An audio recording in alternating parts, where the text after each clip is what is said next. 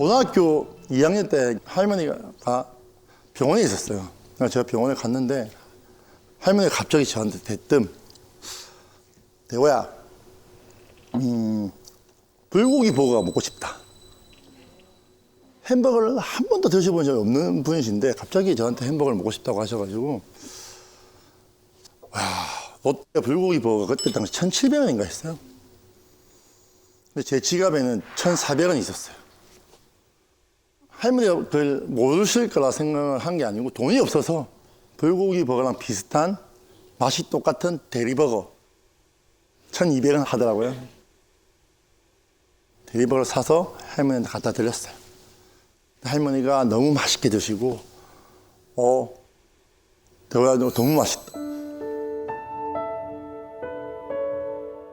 그래서 그 다음 달에 제가 이제 용돈을 또 받아가서 제 할머니가 또 그때 먹었으니까 맛있는 거 사서 이제 불고기 버거 사서 가야지 하고 했는데 한 2주 뒤에 할머니 돌아가셨어요. 야, 근데 지금도 생각하면 롯데리아 가서 불고기 버거 보면 할머니 생각이 많이 나요.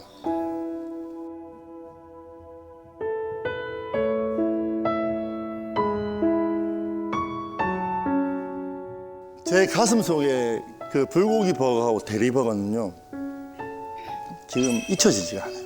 그 500원 차이였는데 그 500원이 없어서 제가 할머니한테 마지막 가시는 길에 못 사드렸다 생각하니까 항상 미안한 마음이 있었거든요.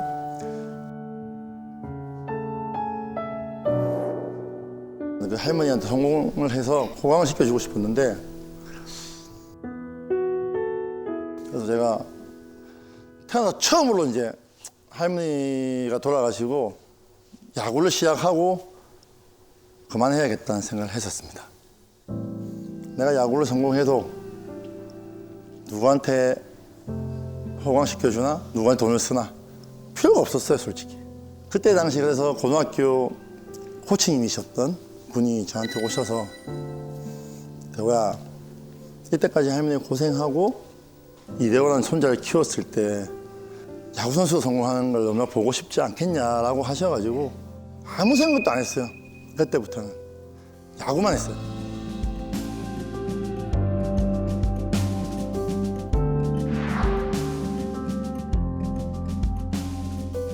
그러면서 제가 이제 2억이라는 돈을 받고 계약을 하게 됩니다. 프로 딱 와서 이제 보니까 저는 힘든 게 없는 거예요, 이제. 그러다가 2000년대 롯데에서 이제 시합을 뛰게 되면서 아직도 기억하고 있네. 8888-577, 8888-577. 7년 동안 8개 팀에서 8등, 8등, 8등, 8등, 577. 너무 슬프다. 와, 힘들더라고요.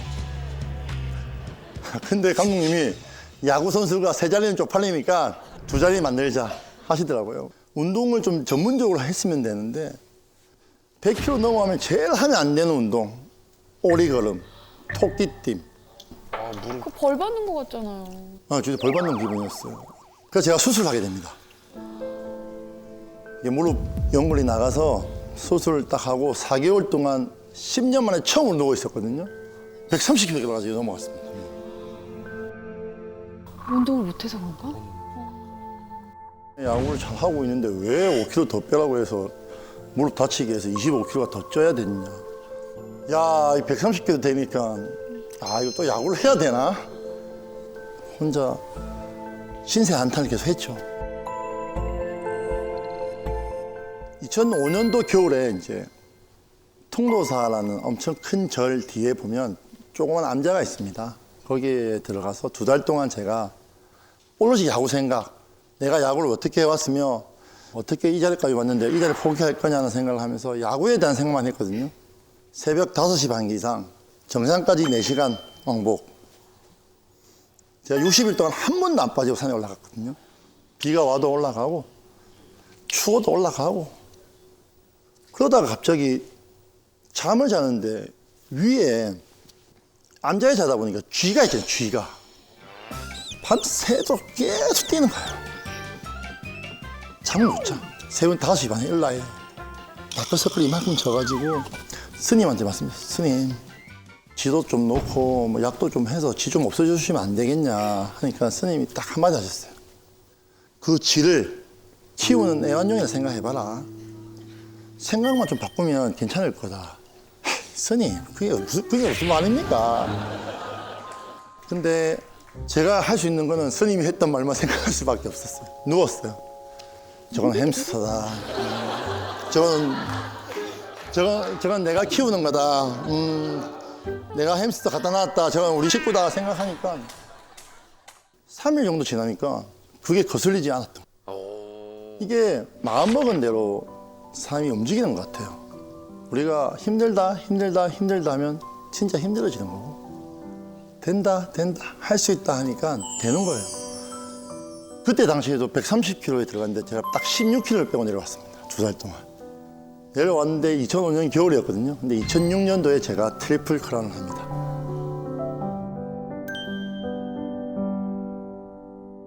힘듦 뒤에는 꼭 행복이 찾아오더라고요. 지금은 너무 행복하고 와이프랑 애기들 커가는 거 보면서 너무 행복한데 뭐 예전에는 저도 이런 가정을 꾸밀 수 있을까라는 게 꿈이었어요. 저는 어렸을 때 야구 잘하는 것보다 행복한 가정이 제 꿈이었어요. 집에 가면 엄마 아빠 있는 거. 지금 와이프를 만나면서 인생이 다 바뀌었습니다. 사랑받는 게 뭔지, 내를 믿어주는 사람이 있다. 이 사람을 위해서 더 잘해야지. 이 사람을 더 행복하게 해줘야지라는 생각이 들면서부터 야구든 뭐든 다 잘 되기 시작합니다. 어떻게 만났냐면 제가 20살 겨울에 선배님 도끼 행사를 하는데 그때도 그렇고 지금도 그렇지만 봤는데 우리 와이프 옆에서 후광이 뒤에가 비치더라고요. 지금도 그렇다는 건 진심이신 거죠? 네, 지금도 그렇죠. 저는 와이프를 볼 수가 없어요. 후광이 비쳐가지고.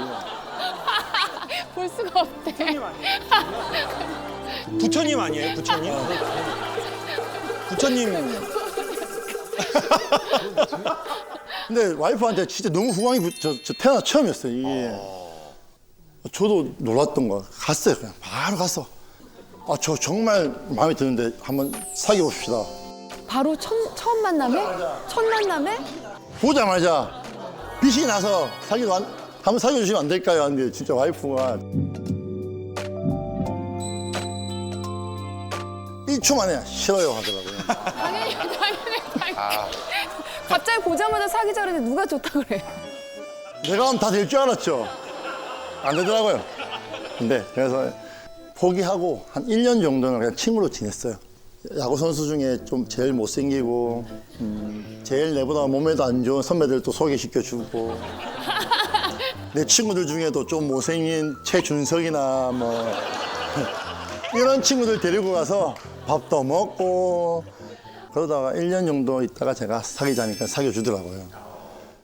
사귄 지 한 2년 만에 제가 무릎 수술을 또 했거든요. 여자친구한테 이야기를 해서 서울에서 수술 받아야 되는데 좀 와줄 수 있냐고 했더니 그때 시험 기간이라 진짜 힘든 그거였는데 나를 지켜주기 위해서 왔다.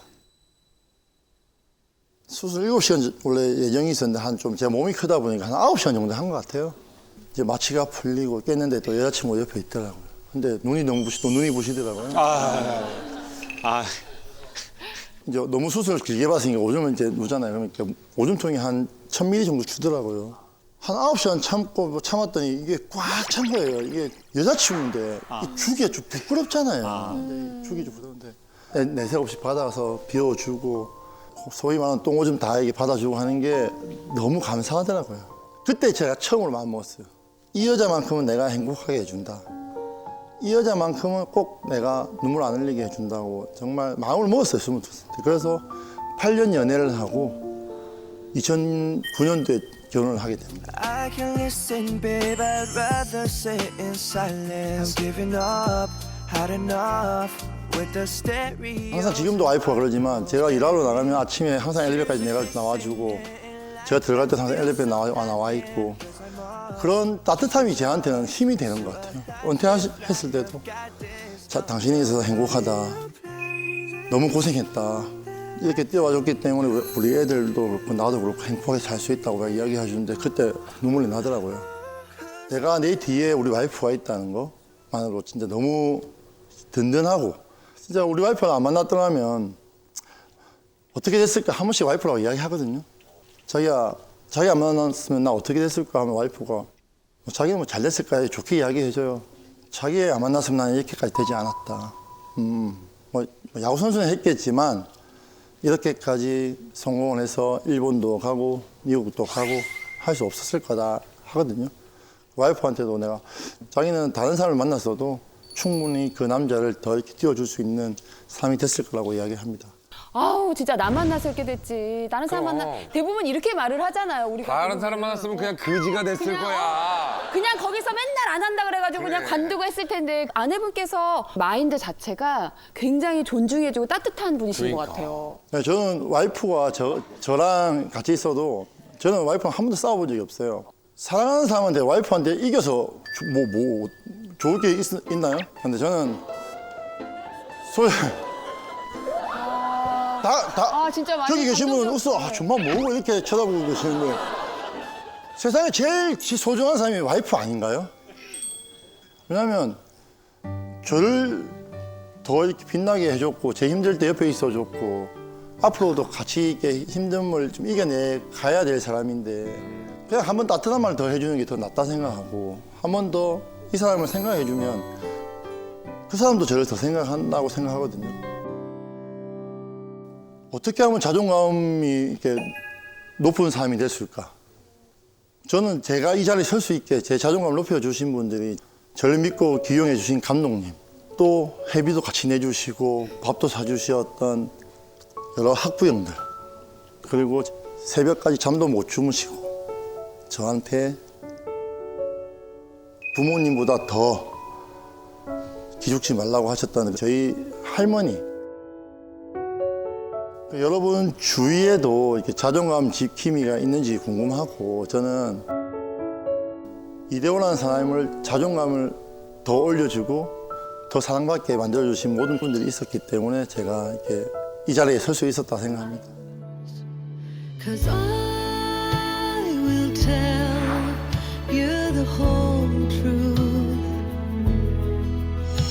that there's no color in the world without you and I finally see 저는 이제 73년생이 올해 50이거든요. 그래서 이제 50이 됐어요. 그래서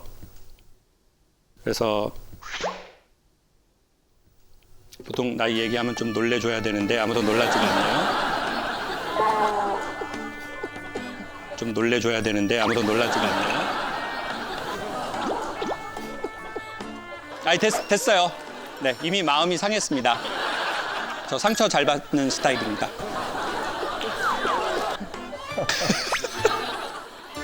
근데 제가 이제 그 좀 학교 일찍 갔거든요. 그래서 적응을 잘 못했어요. 그래가지고 계속 이제 울고 막 학교 안 다니겠다고 하고 키가 작아가지고 신주머니 들었는데 신주머니가 땅에 끌려가지고 이렇게 아 안쓰러워. 야, 내가 어렸을 적부터 적응을 세상에 못하고 이제 그러다가 이제 사람은 나이가 먹으면서 어느 학교 나왔냐 이런 게 생겨요. 성과들이. 어느 지역 살아? 뭐 이런 거 이제 나오기 시작하죠. 제가 대학 시험을 딱 봤는데 이제 떨어졌어요. 그리고 재수했는데 또 떨어졌어요. 그래서 엄마가 멍청이라고 안 하고 단어를 하나 앞에 붙이더라고요. 똥멍청이. 네? 똥멍청이. 똥멍청이. 아 똥멍청이. 똥멍청이. 똥멍청이. 네? 똥멍청이. 똥멍청이. 처음 만난 분들끼리 마음이 모아지시네요. 똥으로 마음이 그냥 똥멍청이라고 그러니까 내가 들어도 나는 운동도 못하고 공부도 못하고 멍청이에다가 그래 난 멍청이지. 그래 멍청이야. 잉여인간. 쓸데없는. 그러다가 제가 이제 삼수했어요. 경희대 성악과를 들어갔는데 처음에는 이 학교만 들어가면 내 열등감이 다 해결될 거라고 생각했는데 그게 그렇게 안 되더라고요. 서울대, 음대 다니는 애들을 만난 거예요. 그러니까 이제 인정이 안 되는 거예요. 아, 노래도 잘하시는데 피아노도 잘 치고 공부도 되게 잘하시고 너무 멋있다. 이렇게 되는 게 아니라 노래를 머리로 하나? 진짜 머리에 너무 많이 들으면 안 돼. 그리고는 아, 내가 이게 정상이 아니구나. 그러니까 자기가 자기에 대한 뭐가 없어요? 자존감. 자존도 없고 사랑도 없고 애정도 없어요. 그때 알았어요. 나는 상대를 무시하거나 인정하지 못하는 게 아니라 나를 좀. 나 자신을 인정하거나 존중하는 게 전혀 안 되는 거예요. 그러는 와중에 이제 2002년인가 2001년인가 지하철을 딱 탔는데 1호선이요. 사람들이 꽉 찼는데 어떤 아저씨가 저기서 저를 이렇게 쳐다보고 있는 거예요. 뱀인 줄 알았어요. 그랬더니 그 이상한 끈적끈적한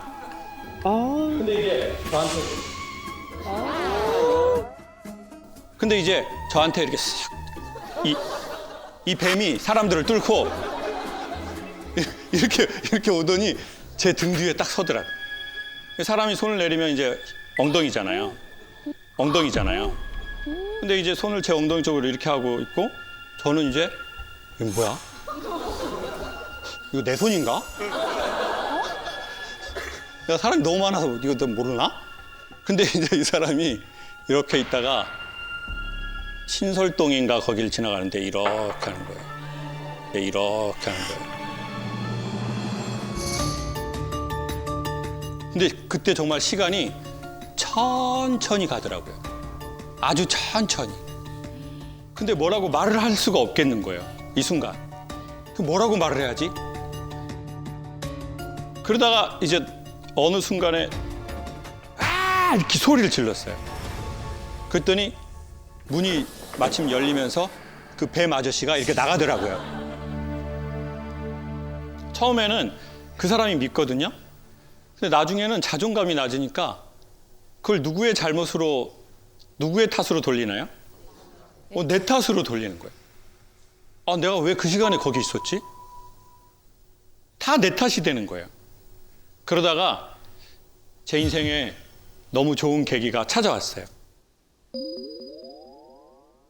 4학년 때 성차 심리학 수업을 하는데 이렇게 남학생, 여학생이 이렇게 많이 있고 토론하는 수업이었어요.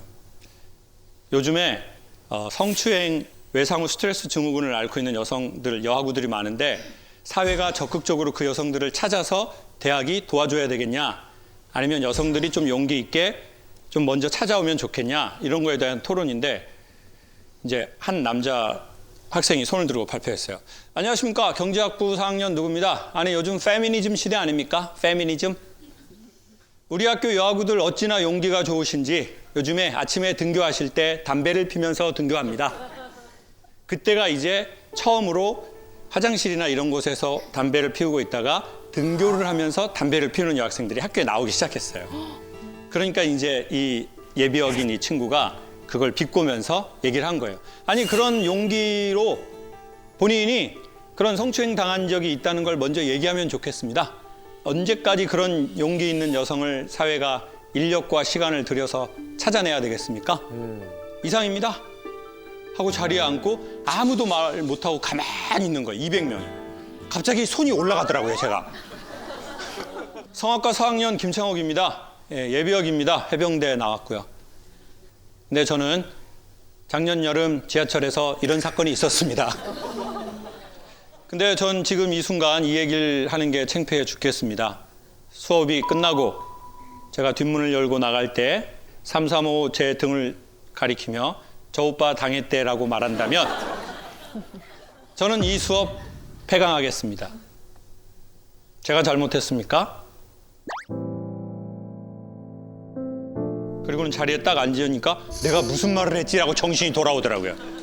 이게 토론을 하라고 했는데 간증을 해버렸네요. 갑자기 너무 예상하지 못한 예를 얘기해서 학생들이랑 교수님이 그냥 가만히 이렇게 있더라고요. 놀랄 수 있지. 그러다가 어떤 한 여학생이 아까 여기 계신 분처럼 박수를 치고 공중으로 휴지를 날리면서 책상을 두들기고 휘파람을 불고 강의장이 난리가 난 거예요. 그러더니 교수님이 여성분이셨는데 저한테 다가오더니 내용이 너무 좋아서 학회지에 싣고 싶다고 그러더라고요.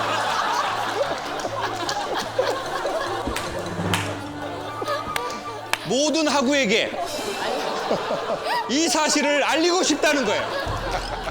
김창옥, 그는 당했다. 그러나 그는 이겨냈다.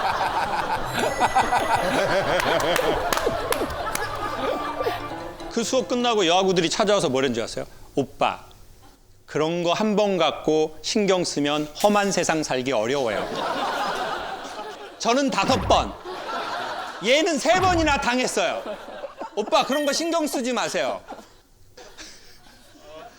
근데 놀라운 일이 벌어졌어요. 그 사건을 우발적으로 얘기를 했는데 제가 그날부로 그 아저씨에게서 해방이 돼버렸어요.